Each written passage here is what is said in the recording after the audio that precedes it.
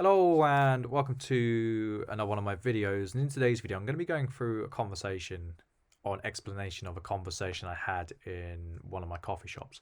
So I was walking home and I was talking to the barista and we were talking about being self-employed. He's like, "Oh, you staying in for a coffee?" And I said, "No, I'm technically working. I've got to get back to mine." And he was like, "Oh, okay, what do you do?" And I told him, and then the other barista was like, "Is it worth saving in gold?" And I was like, "It's a loaded question. It's not exactly black or white." And she's like, "Well, I've been dating someone and they buy £150 worth of gold a month. Is that worth doing?" And I said, again, it's there's no black or white. Is it good that they are saving £150 a month? Sorry, I just had a message. Is it good that they're saving £150 a month? Yes, of course. But can it also be destructive? Yes, of course. It all depends on the individual person's circumstances. I said to him, I was like, if you're saving, I was like, the general rule of thumb is you want 3 to 6 months worth of liquidity to pay your bills. Most people, they're nowhere near that. You know, we're in such a debt-fueled society that if someone lost their job and they had to pay 6 months worth of bills, they'd have to sell stuff. They might get to a point where there's not enough to sell.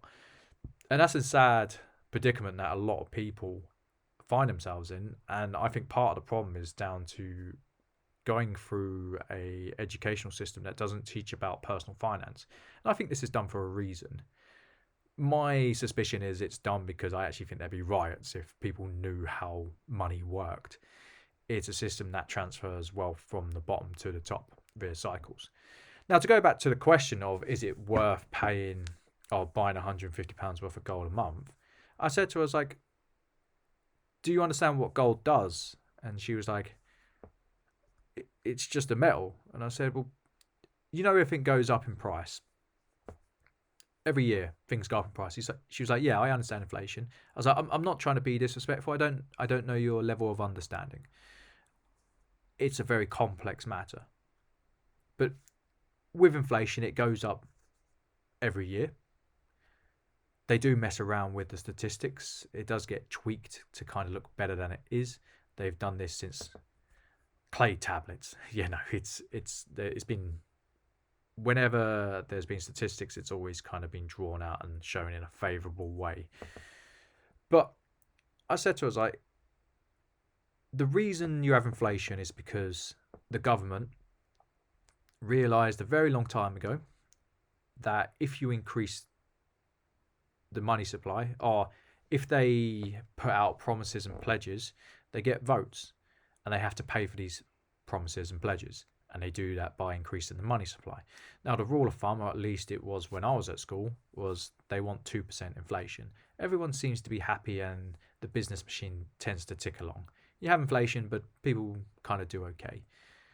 And what happens over time is you have a gradual, but then an exponential growth in lack of purchasing power. And she said to me, "Okay, I can get my head around that." I was like, "Well, with gold, it's not meant to make you money. It's meant to protect against the downside of your purchasing power. So the idea is you buy it, and then down the road you can buy the same basket of goods and services with your gold." In reality, that doesn't really happen. It doesn't peg it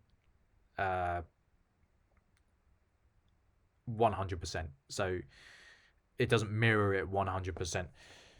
What will happen is you'll buy and you'll have a premium. In their case, I said for £150, you're going to get 3 grams of gold, give or take.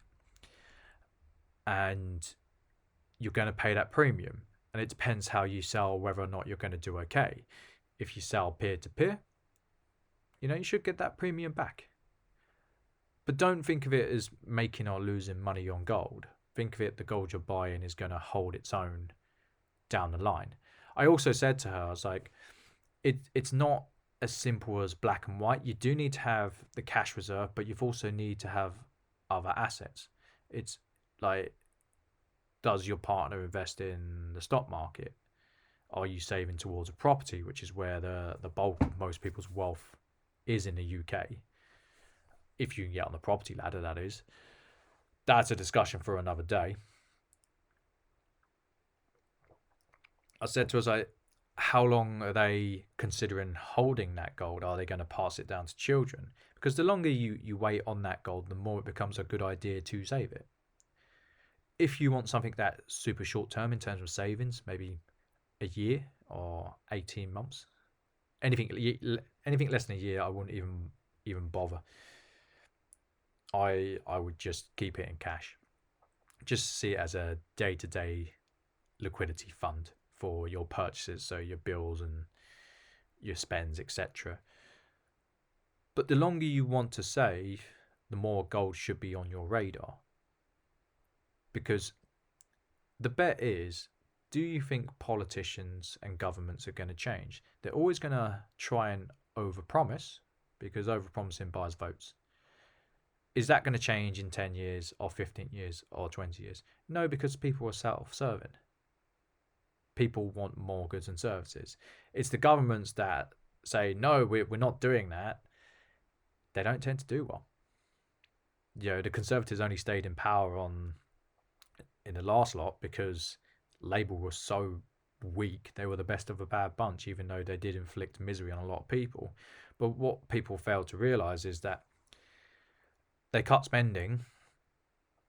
It was the right thing to do, but it still put people in misery. The onus should be on the individual and not the state to look after oneself. Now, I do think that government should get involved and intervene in certain areas, such as the NHS. I am a believer of that, although I think it's run slightly badly. But to go back to the idea of, should people buy gold? Should they invest in gold? The reality is yes, because you're betting on human behavior following self-serving interest. And if that carries on, there's going to be more and more money printed. So gold should tally it, and it's going to absolutely rinse what paper money will do. Personally, I think there should be a reunification of precious metals and currencies. It will never happen. I don't think it's going to be crypto-based. You could argue the same thing. She could have said, well, do you think I should buy shares, or do you think I should buy crypto? And the answer is yes, because at the moment, cash is trash. So I hope that kind of makes sense. It might have been a bit of a ramble. It's just a random question that was posed to me in a coffee shop, and I thought I do want to talk about that, because it's not black and white.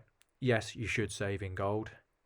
The longer you plan for it, the better it should do in terms of preserving your purchasing power. The shorter the time frame, probably go more for cash. It's not about making money with gold. It's about buying the same goods and services that you could buy in the past. So that's my talk on it. I hope you've gained something from that. I do have another talk I want to go on probably tomorrow or the day after.